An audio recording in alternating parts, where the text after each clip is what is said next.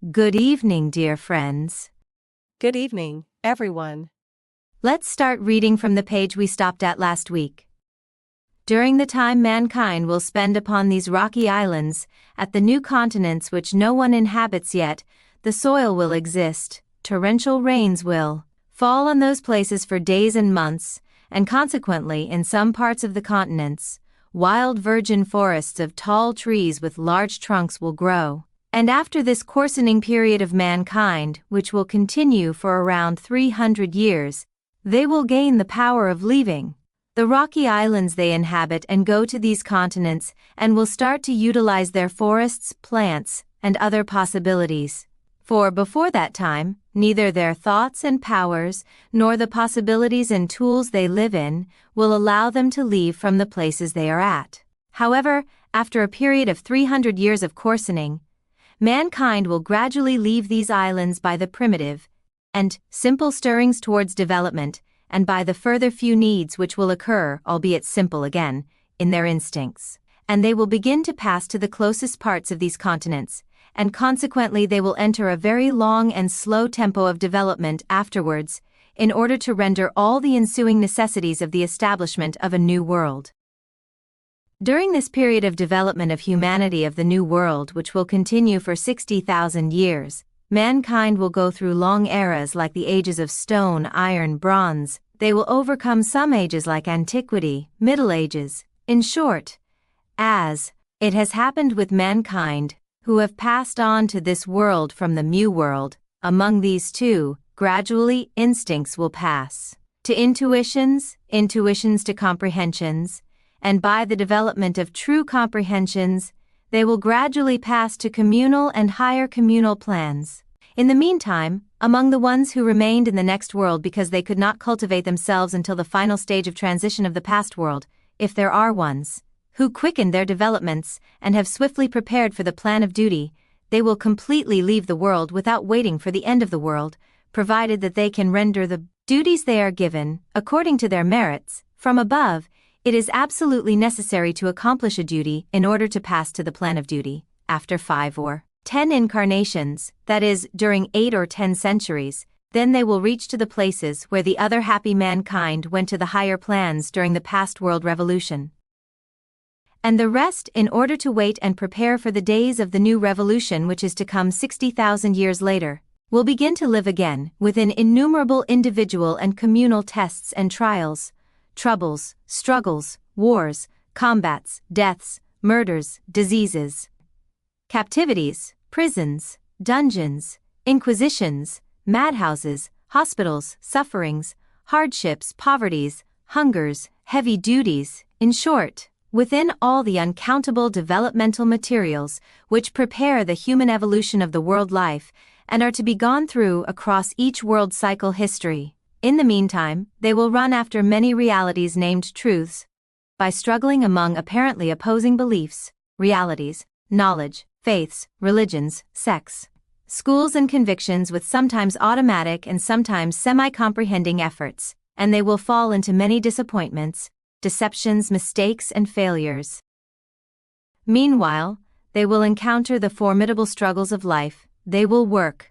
They will toil after the attractions of transient, but powerfully luring pleasures, while trying hard not to forget their true purpose and goals. They will arrive at the threshold of the next New World Revolution, which will come 60,000 years later, through the very slow and arduous advancing, and only then will the power of leaving this world completely be attained. For within this very slow developmental tempo, most of mankind will be able to understand and learn the meaning of matter, its limits of possibilities, for what purposes it is, in which degree and ways it can be beneficial and serving to mankind. In short, at the end of every developmental cycle, the World School will close its gates after the graduates it has educated, in order to hand them over to the higher institutions, and will open its gates to the newcomers in order to educate them in place of the outgoing ones, and consequently, it will be rendered one of its infinite functions which is cyclical. This is the destiny of not only the world but all worlds, all cosmoses and universe. This passage is such a nice summary of all the stages the humankind of the last world cycle, that is, Mu civilization had gone through. And also, all the stages of development we, as the current humankind of the current world cycle, have gone through so far. And also, all the stages of development the humankind of the new world will go through within a time span of 60,000 years following the closing of this current world cycle. Let's study this passage in detail. In our previous videos, we had read passages about the previous world cycle which lasted 60 to 70,000 years, when the lost continents of Atlantis and Lemuria, or as known as Mu civilization, submerged due to the cataclysmic events during the closing period of that world cycle. In the aftermath, a new world cycle started, our world cycle, the one we now live in. And its closing time is also getting nearer. As we read in this book, we will openly see and experience the severe natural events, starting from 2060. And after our world cycle ends, then a new one will begin. And in this passage that we read, what will happen after the remaining humankind find themselves on the pointed rocks surrounded by sea water in the aftermath of the cataclysmic events, when the currently known surface of our planet is changed all over again? In the first 300 years, due to the harsh geographical and physical conditions of the new face of the planet, their bodies will become coarse, muscular, hairy, just as we envisioned the primitive cavemen of our distant past. And their main struggle will be survival because there will be no plants on the pointy, cragged rocks they could find refuge, and they will have to kill and even cannibalize in order to feed themselves as they continue breeding. Only after these 300 years, as water gradually recede and the plants thrive in the wider land zones in the meantime, they will be able to move and travel toward those habitable zones. And the human history will be repeated, more or less, in the same way our own history has unfolded. Because, after all, the curriculum of this world school contains almost the same developmental lessons for the beings to be incarnated here. And I talk about this progress in the future tense. But you can also imagine the whole progress in the past tense, because as the family of humanity we went through all those similar developmental stages until we reach here and now. Yes, these are the stages Mu civilization had gone through. We've gone through more or less same stages. And, after the closing of this world cycle, at first, the remaining humankind and later with the subsequent generations of human beings will go through more or less same stages. Just like resetting our internet networks, mobile phones or computers when they cannot compute anymore, due to varying reasons of congestion.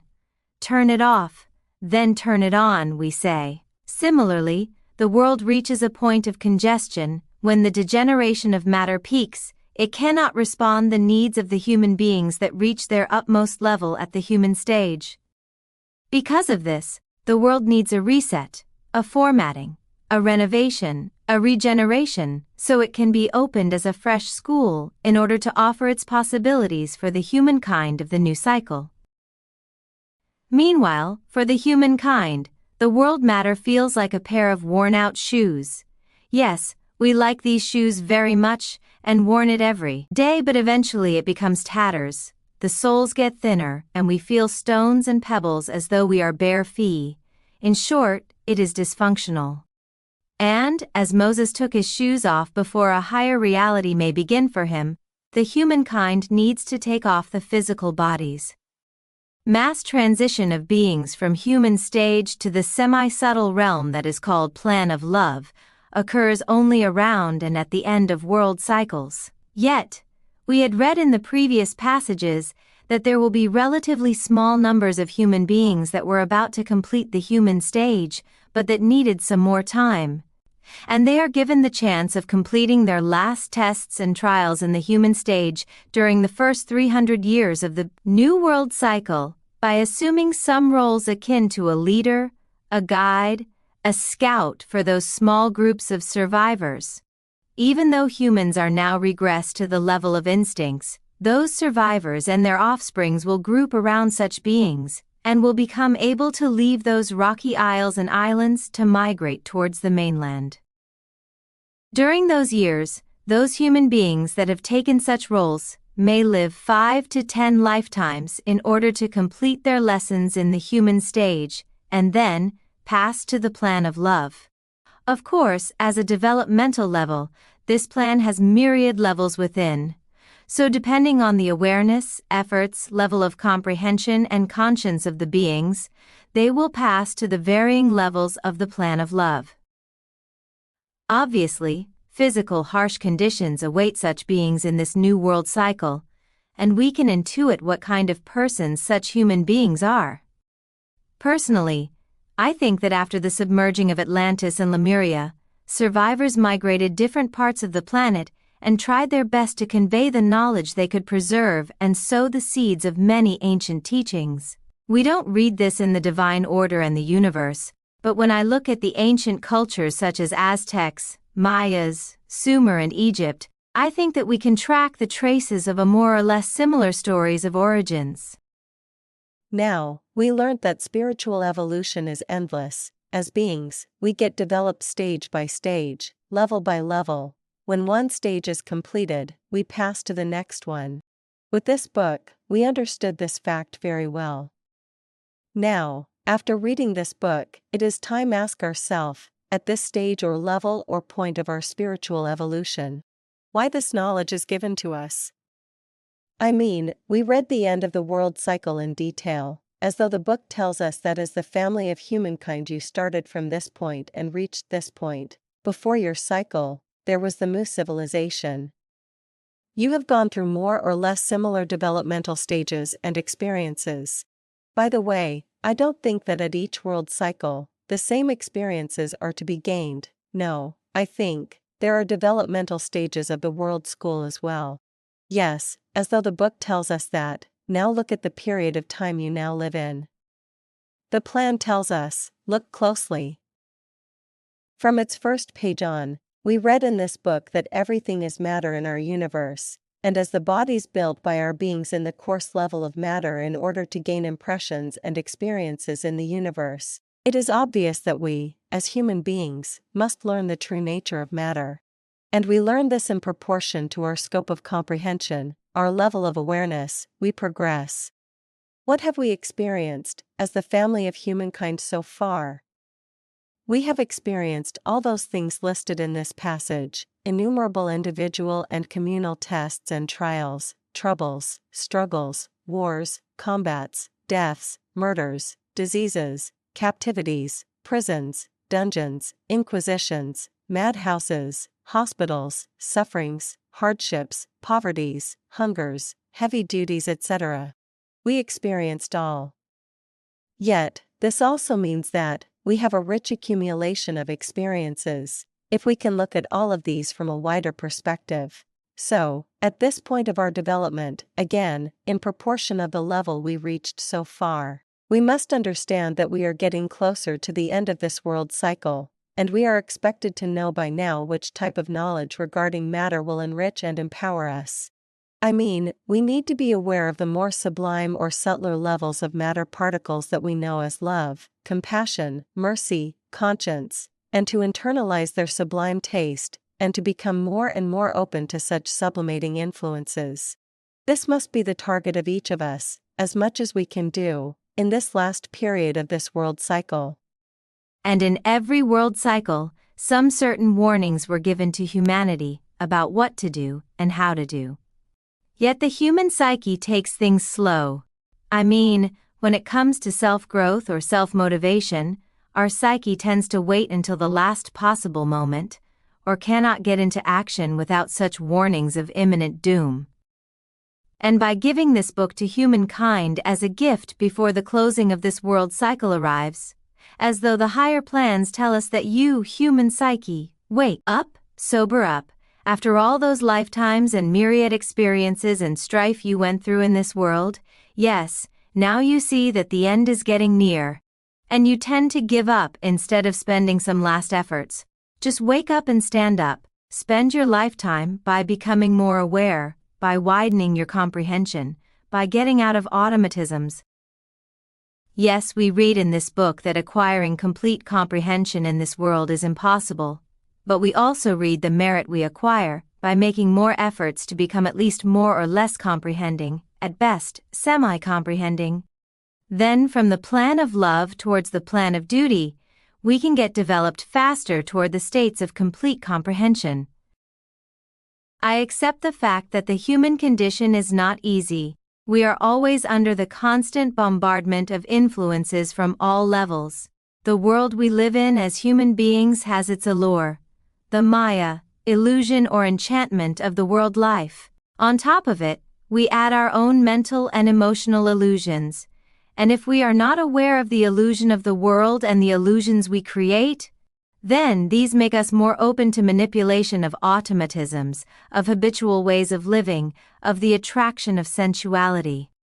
And because those thick curtains or blinders over our collective awareness must be torn to pieces, the pressure of life events increase day by day, even moment by moment, sometimes as natural disasters, sometimes global events. Just like a tiny virus did to us in the last 2 years, the chaos it created made everything upside down in our individual and communal life. Yet, as Shem says, maybe the downside of the things is better than the upside of the things. In this sense, the upside-down situation explained in the divine order, and the universe has a function. To make human beings able to say to world matter that you are not enough anymore, so goodbye. In the last sentence of this passage, we read, "This is the destiny of not only the world but all worlds, all cosmoses, and universe." So, everything is cyclical, opening and closing and reopening of cycles, of doors. In that sense, we can imagine the multi-layered complexity of the whole universe, as how we have a thesis as human beings, our beings have their own thesis, as all beings in duty have their own thesis at every level of the plan of duty in regard to their responsibilities of the workings of the whole.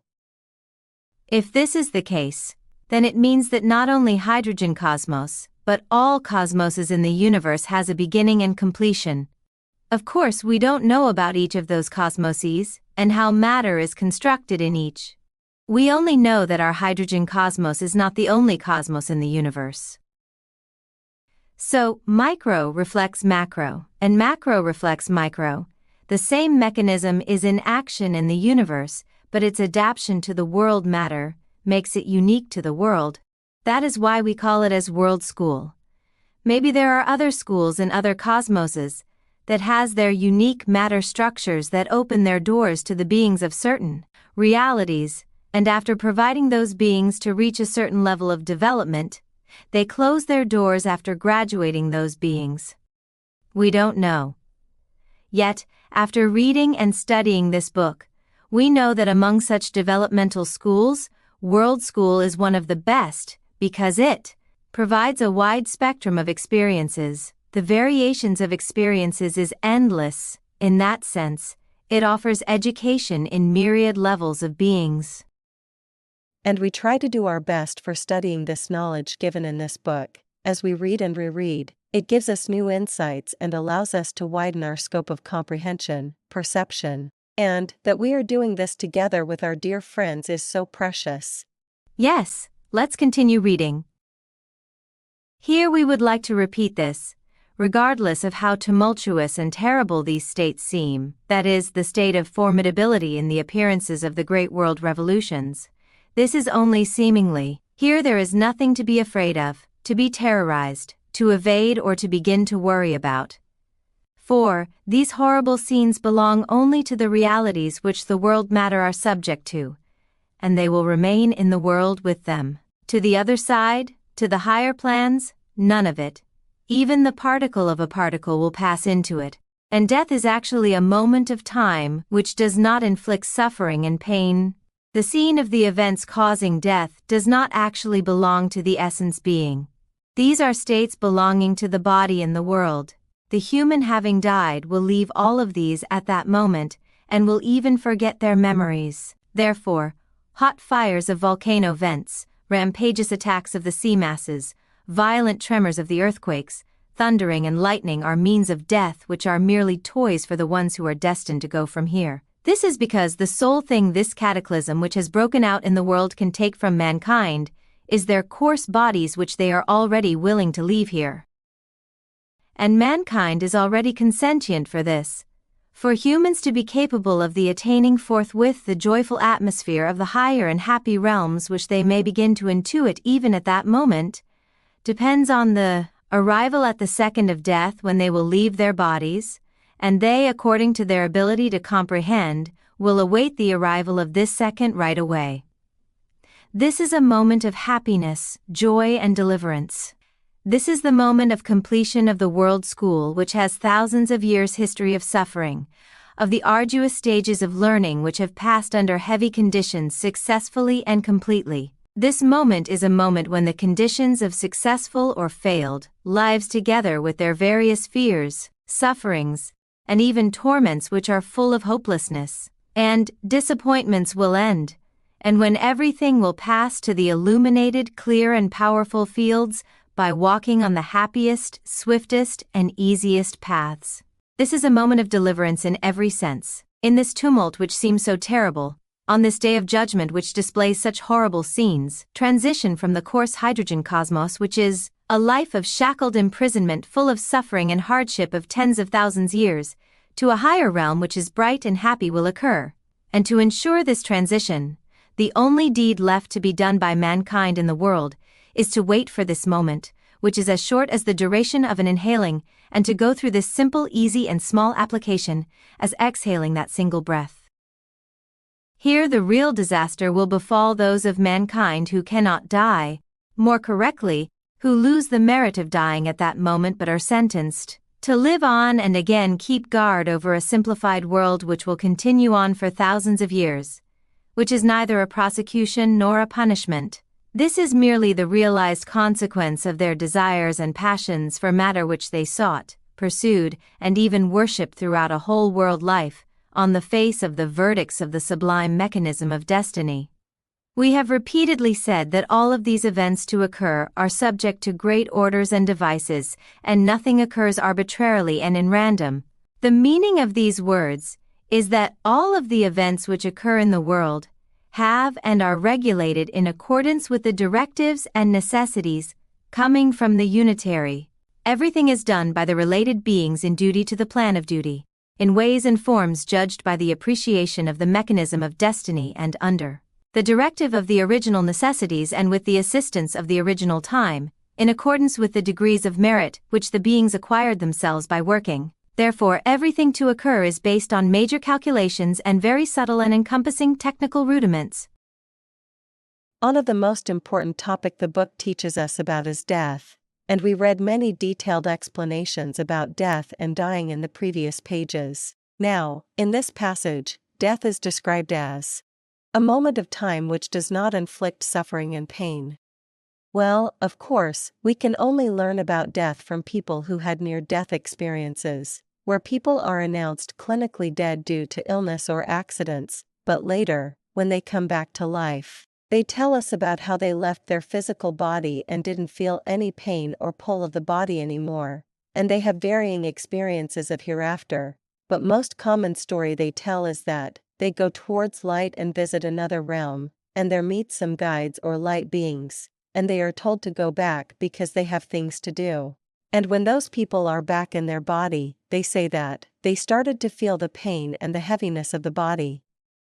Yet, the more important common point among those people that experienced near-death is that they come back as changed persons. They experience such a bliss and magnificent freedom that their whole approach to death, life, and themselves becomes radically changed, as though those people go through an intensified death preparedness training. In that sense, this description of death in this passage feels like, finally it is over. Because the deceased person's energy field, or more correctly, the focused energy and influences of his or her being begins the process of withdrawing from the physical body and its organs and cells. Yes, with the last breath, death is a moment of joy, but let's not forget that the process following this withdrawal is the isolated state of the spatium period. And while evaluating the impressions and experiences of the last lifetime, the energy field of the deceased may still experience regrets, anguish, remorse, suffering, etc. if the acquisition of this lifetime is digressed from the life path or the life plan outlined for this lifetime. You mentioned near-death experiences of people. You and I, as well-trained regression therapists, have conducted many sessions with our clients and learned how different is one lifetime than another, but somehow interconnected as well. For example, among those 500 to 700 lifetimes we have during our developmental progress in the human stage, there are lifetimes when we kill and get killed in wars, when we die old and peaceful, when we are tortured as heretics, when we are beheaded, when we are poisoned, etc., etc. When we look at the stories of those past life memories, it is easy to discern the archetypes of survival. And we read in this passage that these horrible scenes belong only to the realities which the world matter are subject to, and they will remain in the world with them. To the other side, to the higher plans, none of it, even the particle of a particle, will pass into it. What does the plan tell us? What happens in the world stays in the world. You just focus on the deep impressions you need to gain here. Don't bother too much with how your body will end, it is just a matter of a moment. Yes, the most important question is this: which deep impressions you will take along to higher levels of your existence as a being. What will you take from this world? As Mr. Ruhselman says, as this world school is about to close down, the only salvation for is our conscience. The conscientious rule is don't do anything to other people that you wouldn't want other people to do to you. So, let's be honest, can we act conscientiously and fairly at such points? As a wise man said, no man is an island, entire of itself. Every man is a piece of the continent, a part of the main. With the divine order in the universe, we now know that we are a necessary part of the universe, because we live and get developed through, and because and due to this interconnectedness. At this point, we must underline another very important point: to live our life fully. How? By keeping ourselves immersed in the impressions life events and relationships add to our life, to try our best for understanding the messages life events bring to us, and to give our life its due, and even more important than these, to act conscientiously, to work for breaking out of our automatic behaviors, to give our body its due, to try our best for transforming our patterns, habitual molds, repeating cycles, and if necessary, to ask professional help for such issues. In short, before the life events file our sharp points down, it is better we take the file in our own hand to do this. I mean, when I see the questions from our dear friends, asking what can I do by myself, I'd like to suggest them that we can sit down and review what we have been lived through so far, and what we want to live from now on, what we pursue but cannot catch, and try to see if all of these serve our life purpose or not. Yes, in short, to take a close look at ourselves sincerely. In that sense, the answer of your question is in you. You may say the flow of life takes us to the point we need to arrive at anyway. But please take a notice. Is this becoming dragged or swept by the flow of life? Or is this becoming the pilot of your vessel to navigate yourself among the varying currents of the river of life? Because, as we just read in this passage, at the destination we will arrive, we can take along to the higher ground only the deep impressions, our efforts and hard work we made for to become the master of our vessel. As the old saying goes, die before you die. We die in small dosages as we get out of our habitual behaviors, our automatisms. Some part of our psyche becomes so deeply identified with those habits and automatisms that, when we decide to work on these, those identified parts resist, react to us. Those parts don't want to die. The thing is, unless we deactivate such parts by self-study and self-knowledge exercises, then the life events grind them down by the pressurizing lessons and experiences they bring along to compel us to get into action. Because change is inevitable, if we drag our feet, then the need of doing what is necessary is forced on us by a chains of life events that repeat as much as needed. And how each of us has to live through life events containing lessons outlined in our life plans and we need to learn. There are also states and situations we, as humankind, need to experience as a mass. And each of such events occur through the interventions of the beings in duty at high-level organizations and cadres. None of these is accidental, arbitrary, or chance. Yes, As individual human beings, we cannot comprehend why we encounter such events, and our first reaction is to search for scapegoats to blame everything we don't want to happen on. You know, they say, when you point a finger to someone, the other four fingers point at you. We need to find the ways of changing this habitual reaction, and instead, ask ourselves, which efforts and action do I make to change or transform things in this system? As we change our own magnetic field by choosing and acting more and more from the intuition of duty side of our conscience mechanism, our magnetic field begins to receive higher influences and consequently, transmit subtler influences to our immediate circle, to others, to nature, to our planet.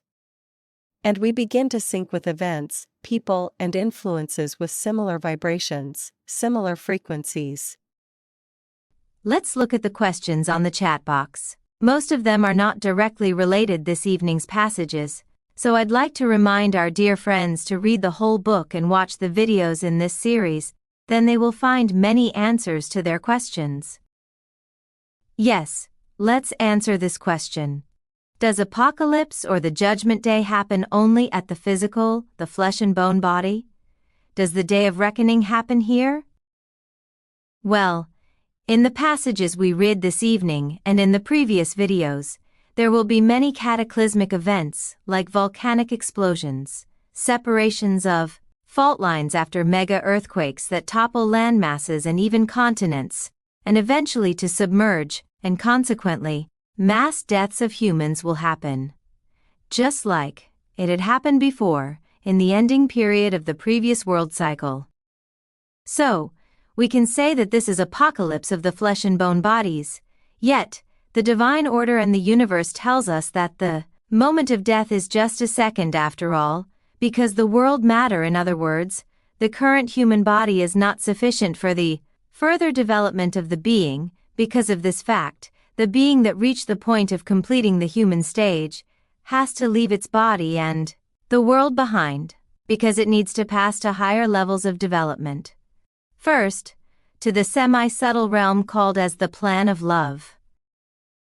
In this sense, it is not unlike changing your mobile phone with the updated version, because your current one cannot update apps, cannot have much processing power, cannot take better photos, etc.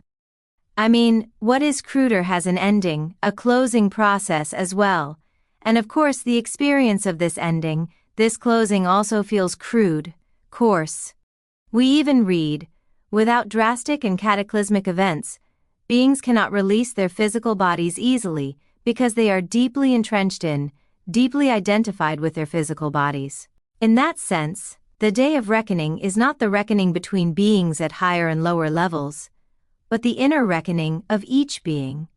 And the book defines it as accounting.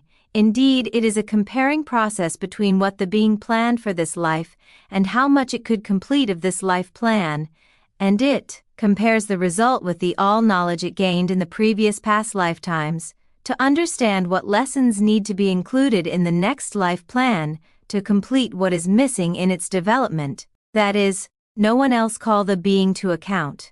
The being is isolated within its own energy field in the spatium period, and because no secondary influence reaches the being from outside, and because there is no physical body anymore, the being is truly left alone with its conscience, because there are no justifications, no excuses.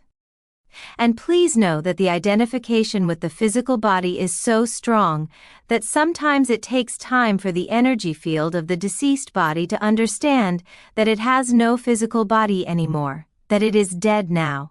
In that sense, we need to do some accounting here in this body, in this world, without leaving these to the spatium period. There are questions about the deluge and the prophet Noah. Would you like to say something about this? We see the oldest origin of this story of Prophet Noah and the deluge in the Sumerian legends. I think, this story and similar stories in different cultures are the symbolic narratives of the ending or closing of the previous world cycles, and perhaps conveyed to the next world cycle as oral traditions.